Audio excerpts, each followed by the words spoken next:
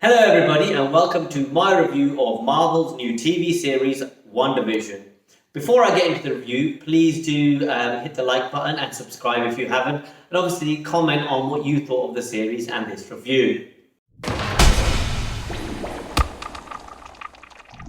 So, let's start with the two main characters. Now, I like Elizabeth Olsen's portrayal of Scarlet Witch in the films. I know a lot of people find it controversial, especially as her accent seems to come and go. But overall, I think she did a very, very good job.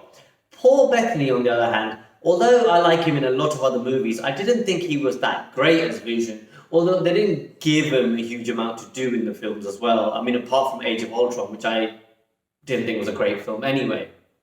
In the series, I would like to start by saying it's completely different. It's nothing like you've ever seen before. I mean, firstly, it's set in the 1960s maybe, and you see from the trailers that you expect it to be a little bit like the Dick Van Dyke Show. I actually think it's more like I Love Lucy. Now, if you don't know those references, I'm not sure that's a bad thing. These are very, old references, and a lot of people who probably are watching this TV show are not very familiar with the way that these shows were portrayed.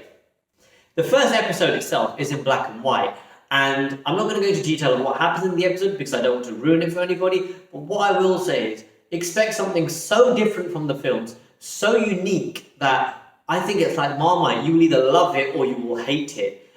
I initially was interested and intrigued about what's going on. The pace is very, very slow, and I'm not sure what it's trying to build up to. But I reserve judgment, especially as it was only the first episode. As we got into the second episode, you could actually see the style and the panache that this show is trying to portray, and it does deliver. And I was quite impressed about how smooth it is. But there is that underlying bubbling factor, which I'm expecting in the next few episodes, because you know that what you're watching is almost surreal, and how long will it last? And I actually am hoping it does go somewhere, because if they just show me the 8 odd episodes, or 10, or how many ever they're going to do, of this sitcom, I'm not sure most people will be watching by episode 5. As you get into the episodes, there is some stylish content there, and there's some smart referrals to previous sitcoms, which is great. There are also some Easter eggs, which I think a lot of Marvel fans will enjoy. Unfortunately, however, a lot of the jokes are a little bit lazy. And I think this is where it does start to fall apart, because the humour can be quite dry and unimaginative, and therefore you do lose interest. It was a show that, even though there's only 2 episodes out, I did watch a little bit in the background at points. Now, don't get me wrong, I think Elizabeth Olsen and Paul Bettany have done brilliantly in their acting performances in this TV show.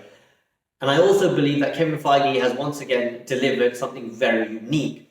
The problem they're going to have is these episodes are only going to be released once a week, and I wonder if audiences will lose interest. I'm going to refrain from full judgment until a few more episodes are out, but currently I'm going to rate this as a B. And that's because it's good. I'm not sure where it's going, but I wonder if it's going to get people gripped in the first 2 episodes. Anyway, I hope you like my review, and do let me know what you think in the comments, and don't forget to subscribe, and I'll see you in my next review.